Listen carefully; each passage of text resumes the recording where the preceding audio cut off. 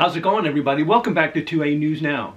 And as always, here at 2A News Now, you get your Second Amendment news straightforward and to the point with no BS added in. Well, the ATF's new final ruling is out that updates the definition of engaged in the business as a firearms dealer. And they claim it's going to close the so-called gun show loophole. And there's already one news agency that is saying the U.S. will require background checks for gun shows and online firearm sales. I don't know about you, but every firearm I purchased online had to be sent to my local FFL, and I had to pass a background check before I could take ownership of it.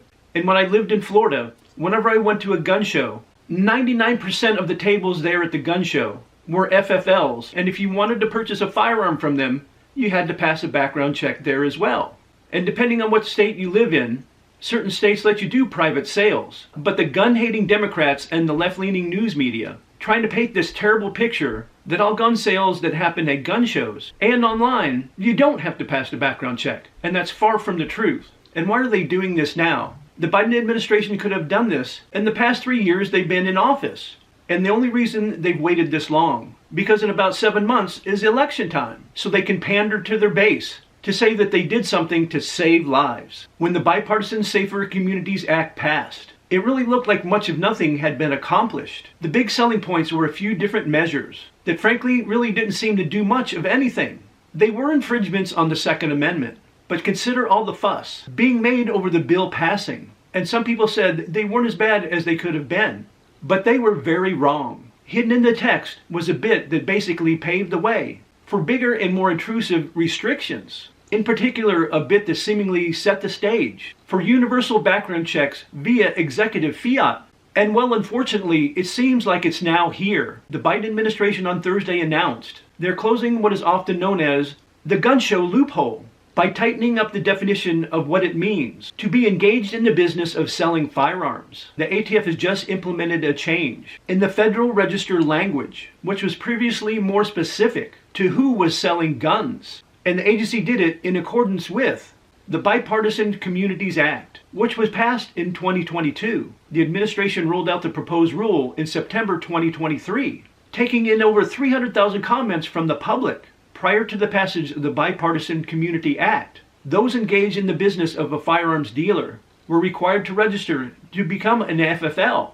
According to the language previously used, the definition the ATF is implementing on Thursday is more specific to better regulate the market in accordance with new federal law. The rule now explicitly lists the types of commercial activities that indicate whether a person should become a federally licensed dealer and thus be required to run a background check, prevents people from invading the licensing and background check requirements by claiming they're just selling a few guns, and prevents people from falsely claiming that guns are part of their personal collection and prevent the seller from running a background check on the buyer. It basically makes it impossible for a law-abiding individual to sell a gun privately without a background check, without running the risk of prosecution.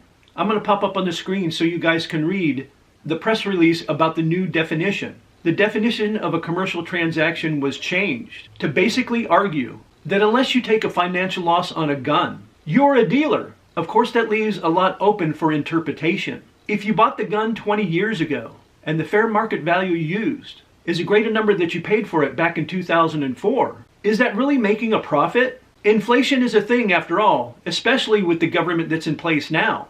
But will that be taken into account? We don't know. In theory, there are still ways to transfer a firearm without using an FFL to conduct a background check, but there are going to be risks involved. What the Biden administration doesn't seem to get, that the so-called gun show loophole was always a great big nothing. It's not how bad guys got guns for the most part. Criminals aren't walking into gun shows and looking for one table that's just some guy trying to unload his collection. Then again, this isn't really about stopping criminals from getting guns. It never has been. This is about making it a lot more harder for the law-abiding, responsible citizens who want to buy and sell pieces of their collection to other law-abiding, responsible citizens. It's about making it look risky for us not to go through an FFL, thus creating a paper trail that can, in time, potentially be turned into a gun registry. Criminals will keep buying and selling guns as they always have been. They're not even going to notice the difference. And I guarantee you before the end of today, and for sure by the end of the weekend, that numerous lawsuits will be filed. And if you read the press release that I posted earlier, you'll notice that several times they said this will save lives, and it's not going to save anybody's life. It's just another infringement on our Second Amendment rights. But now this new ruling is here. You got to be very careful if you're doing private sales. Take it from a person who knows, me, that if the ATF wants to, they're going to come after you.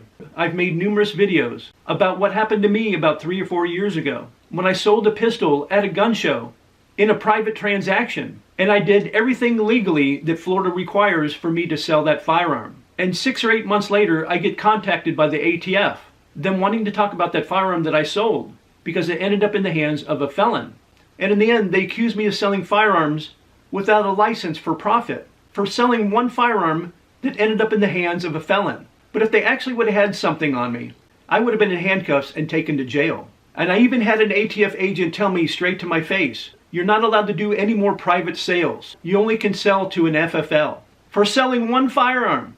So be very, very careful, even if you want to sell one firearm out of your collection. And if your state allows you to sell a firearm through a private transfer and they don't require a background check, I know a lot of people that will at least write down the information from the person's driver's license, or they actually require the purchaser to go to an FFL and do a background check to cover their butt. As always, I would really like to hear your thoughts about today's video in the comment section down below.